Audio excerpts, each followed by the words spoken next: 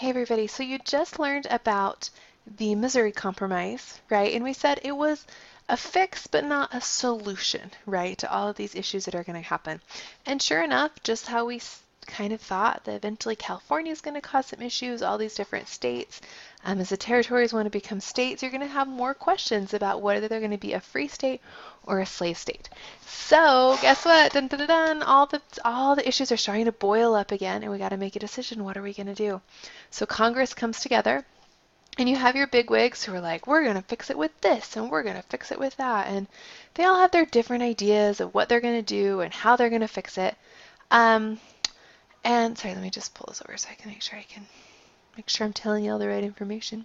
So basically what they said is we've got all these new things, and what are we going to do about California? What are we going to do about Texas? And then Utah's coming up. Like, what are we going to do with these states, and how are we going to make everything work? So eventually they said, okay, California is admitted to the Union as the 16th free state. Did you catch that? It's a free state. But remember, the line goes right in the middle. So they decided to make it a free state.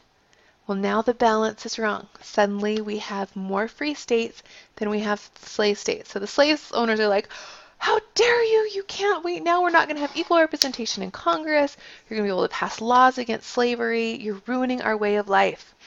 And so the South said, or they did some stuff with Texas, they set the boundaries for Texas, which it is now. And that's Texas and Mexico. It's its own battle.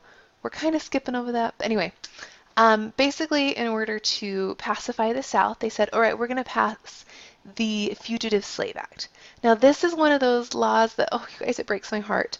So if a African American was found living in the North, and they didn't have documentation that they were free, that they immediately, like if they have it on their person, they'd be like, oh, they're an escaped slave. And so they could take them back to the South with no questions asked. So the idea of it was that if a slave escaped to the North, the Southerners could go get them and bring them back.